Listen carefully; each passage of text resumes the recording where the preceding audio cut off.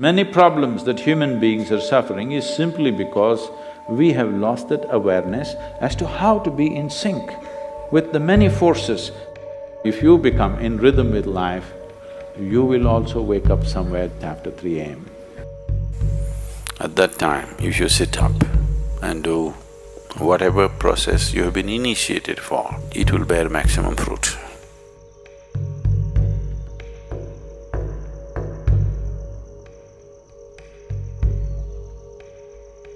In the way the planet is spinning and what is happening, something very fundamental changes somewhere between 3:20 to 3:40. This is called Brahma Muhurtam. This is relevant only up to 33 degrees latitude. Your system, human system, functions in a certain way. It is a possibility. So, there has been an awareness about making use of this possibility. Your life is a product of many things that we call as the universe, many things that we call as existence. So we are a consequence of a certain phenomenal happening that we call as cosmos. We are not an individual existence. So when you get in sync, certain things will happen. You know, there's a cicadas in where we are in Tennessee, the US ashram, they wake up once in 17 years. Can you beat it? They know it is 17 years and they come awake and they breathe and they go back to sleep. They're keeping time once in 17 years, no alarm bell anywhere. Well, how is this? I'm saying they're in sync with nature.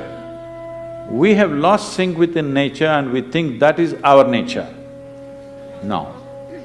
All the many ailments, many problems that human beings are suffering is simply because we have lost that awareness as to how to be in sync with the many forces which are making us who we are. So yoga is to bring that sync so that you are in rhythm with life. If you become in rhythm with life, you will also wake up somewhere just after 3 a.m. If you're conscious, suddenly a certain spark of aliveness will happen within you. Even if you're in deep sleep, you will come awake. This must happen to you. This means you're falling in sync with it. You're falling in sync with life. So what should I do? Should I meditate? Should I do a kriya? Doesn't matter what. You must do a process for which you have been initiated for. Because initiation means you were not just taught a practice, it was introduced into your system, it was implanted in your system. So whatever, if there is a life seed within you, if you're awake at Brahma Muhurtam and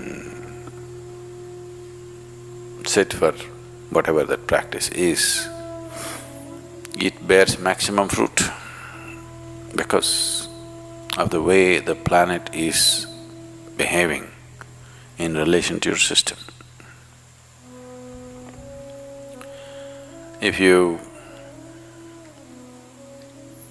become aware in a certain way, a certain level of awareness is achieved within you, you will see, you will simply know when the time is. If you go to bed at the right time, you don't have to look at your watch. You will always know when it is 3:40 because the body will behave in a different way. At that time, if you sit up and do whatever process you have been initiated for, not what you picked up from a book, it will bear maximum fruit. The seed will get the necessary support at that time for it to sprout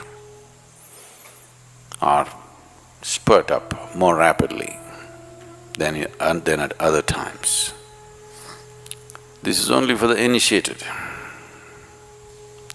If you're not initiated, you're a book yogi, then 340, 640, 740, not so much of a difference. Sandhya kalas are more important for such people. Sandhya means 20 minutes before sunrise, 20 minutes after sunrise, or 20 minutes before sunset and 20 minutes after sunset. The same goes for noon and midnight, but they're of a different nature. So these two twilights are better for the uninitiated. 340 is good for those who've been powerfully initiated.